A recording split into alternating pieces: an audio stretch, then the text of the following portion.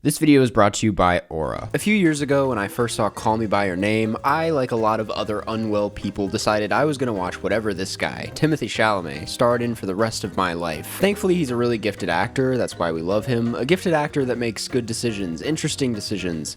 Wonka is not a decision I expected. Wonka is technically the fifth Roald Dahl adaptation of 2023, and it acts as a prequel to the 1970s classic Willy Wonka and the Chocolate Factory. It tells the backstory of how Willy Wonka became Willy Wonka, a story that, dare I say, not a ton of people were asking for. But there were two things that had me raising my eyebrows over this thing. The first being that Timothée Chalamet would be playing the titular chocolatier, and the second being it would be directed by Paul King, aka the Paddington guy. See, there's an art to the live-action family movie, and maybe it's because I don't watch that many of these movies these days, but it feels like a lost art. Between your Clifford the Big Red Dogs and Lyle Lyle Crocodiles, whenever we get a family film that happens to take a beloved IP and modernize it with goofy CGI, the results are less than ideal. But Mr. King here seems to know what he's doing. The Paddington movies are not only good, they're fucking great. So I had a lot of hope going into Wonka.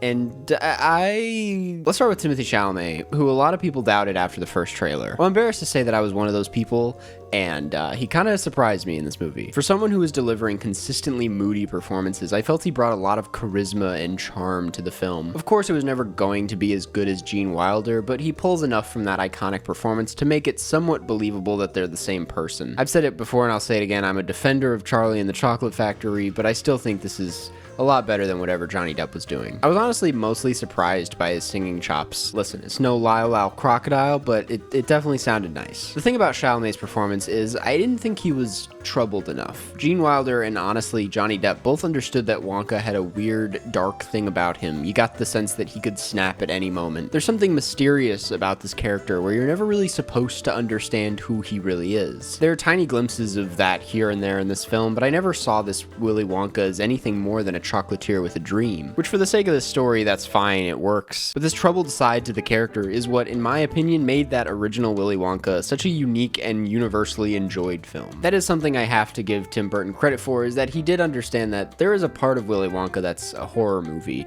I've always said it's a slasher movie. But anyway, in the grand scheme of things, I think Timmy still did a great job, and this is just proof how much range he has as an actor. I want to see him flex his comedic chops in a role with a bit more room to breathe, because he was really great here. While we're talking performances, I thought Hugh Grant was not great. I can't really blame Hugh Grant. I don't know how it must have been filming something so CGI heavy. I think the CGI of this Oompa Loompa just never worked for me. I might be wrong, but I'm pretty sure he said in interviews that he just didn't enjoy working on this, and you can kind of clearly tell when watching the movie. Yeah, je joue le Oompa Loompa. In general, I just never really dug his look as the Oompa Loompa. It was kind of disturbing. Almost as disturbing as finding your personal information on the dark web. I mean, have you ever Googled yourself and were shocked to see your personal information exposed on one of those public listing sites?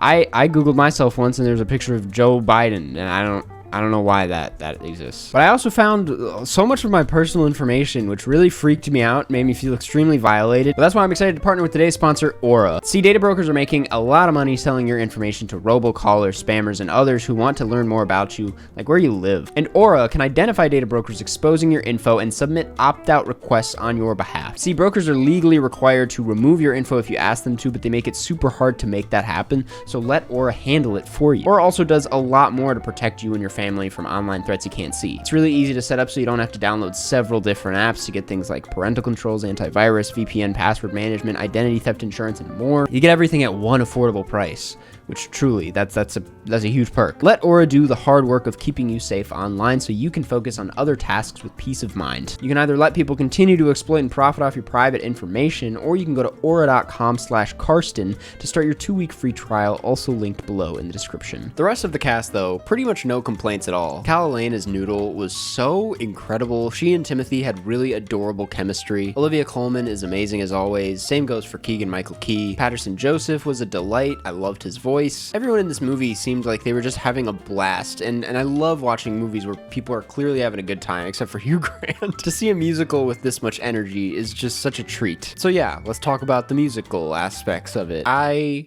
Loved it. Usually with musicals, the actual music scenes can be so hit or miss. They either bring the momentum of the film to a grinding halt, or they end up being the best scenes in the entire film. In Wonka, I couldn't wait for the next musical number. King really takes full advantage of the budget here. There's some fun gag happening in almost every shot of these musical numbers. The choreography isn't the most special thing in the world, but it's still fun. Besides, I don't even think they needed to do that much with the choreography. The editing and sound design of the world is so on beat with the songs that the filmmaking itself almost feels like it's already dancing, which I thought was a really cool aspect. The songs themselves have tons of clever wordplay that always made me smile. There are even some songs in here like Wonka and Noodle's Big Number Not a Chance that had me tearing up. I can't sit here and lie to you, I shed a tear or two at the Wonka movie. I'm a sensitive guy these days. I also think the film is genuinely funny at times. I say genuinely because usually with kids movies I'm so used to, well, either kids humor or fingernail on chalkboard self-aware adult humor, but Wonka has some really solid punchlines and even some slapstick here and there that I just couldn't not laugh at. I mean, you have Olivia Colman and Rowan Atkinson in the film, there's gonna be at least a few hits. I regret to inform you though that that's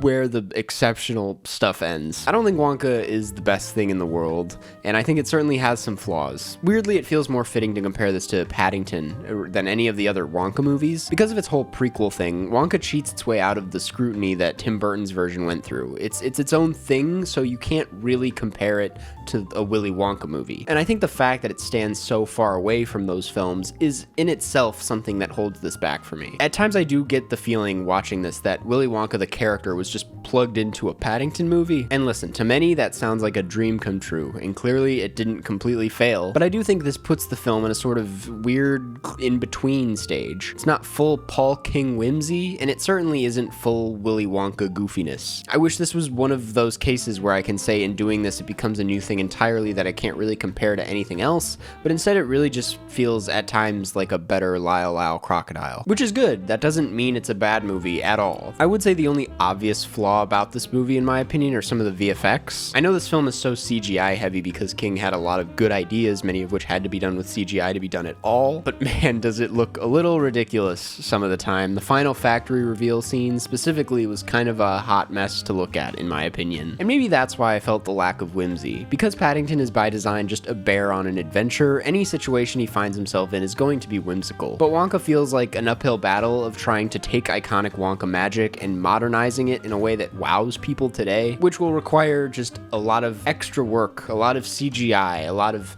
loud, bright, whatever VFX. And it looks good. A lot of how King presents these ideas is witty and hard not to smile at. One detail I loved was the giant ladder Wonka gets on at one point, but it's also caked up in CGI to a point where the magic of Wonka falls a little flat. In general, I wish this had more color. No Wonka movie should be this gray and brown and muddy. But looking past all that, I still came away enjoying this. I rewatched the Super Mario Bros. Movie the other night, and it had me feeling sort of sad about the current state of movies for children. If the most successful kids movie of the year is essentially just a bunch of Easter eggs and references with barely any original or interesting choices, what hope can someone really have for the future of cinema if that's what the kids are into? As I mentioned, there is an art to making a film for all ages. It's really easy to mess up and really hard to get right. It's why the Paddington films are such a breath of fresh air to many people, which is why when I see Wonka, it's nice to have something made by someone who clearly cares and put some effort into what he was doing. That's always a positive in my book, even if the film isn't completely perfect. And that's what I gotta say. Thanks for watching. Go watch Wonka and form your own opinion, and I'll see you in the next one.